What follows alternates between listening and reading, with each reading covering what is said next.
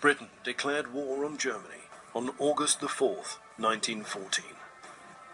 In the first few weeks of the conflict, German forces quickly advanced through Belgium and France, wiping out large sections of the British army.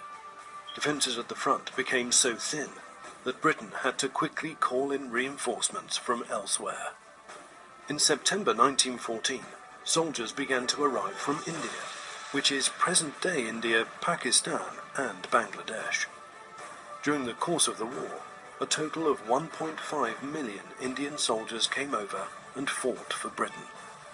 Amongst these 1.5 million brave soldiers, there were over 400,000 Muslim soldiers, and at least 89,000 of these Muslims were recorded as having given their lives for Britain.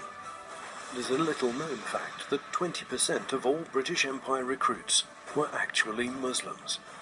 In addition to the Muslim soldiers who fought for Britain, an additional 280,000 Algerians, Moroccans and Tunisians fought for the Allies, taking the total of Muslim contribution to almost 700,000 Muslim soldiers.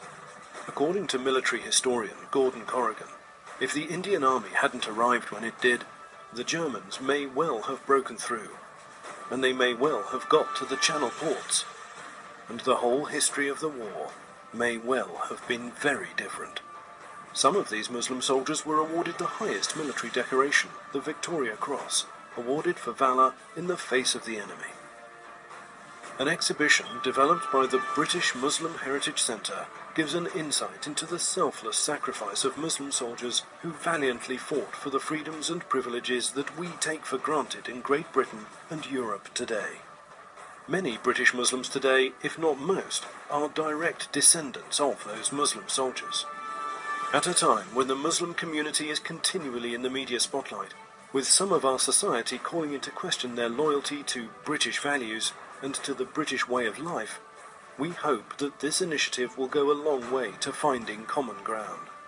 The people that have worked towards this have done so with incredible vision. So the curator, the committee, the people that have fronted it all up, secured the funding, put in the hard work, but also had the vision to see this, because this was visualised before it ever became real. And I think that's fantastic.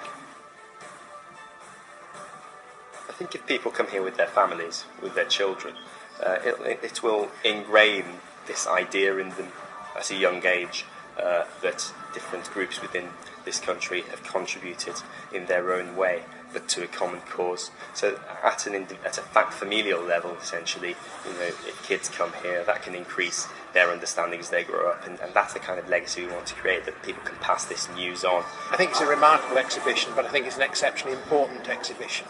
Not only does it commemorate what the Muslim community did during the First World War, but it's an opportunity for the wider community to see that for themselves. I don't think many people in the United Kingdom actually know or appreciate what the Muslim community's contribution was in the First World War. I'm honestly delighted. I think we're clearly proud of the fact of the Muslim contribution over 100 years, and I think the title of the project says it all. It's absolutely critical that we inform everyone of the importance of the Muslim contributions to the armed forces in general. These are the stories of the forgotten peoples, and people like Khuda Khan, who had a Victoria Cross 100 years back, and there are many other remarkable stories. And I think that's in fact, these people need to be remembered all the time, that yes, they are the people who made sacrifices, and that's why we are in a free society today. Complete with a virtual library, lesson plans and a toolkit for schools, this exhibition is the first long-term exhibition of its kind. The hope is that this exhibition will provide a stimulating platform from which to discuss and celebrate Muslim identity, belonging and contribution, not only to the region, but to the United Kingdom as a whole.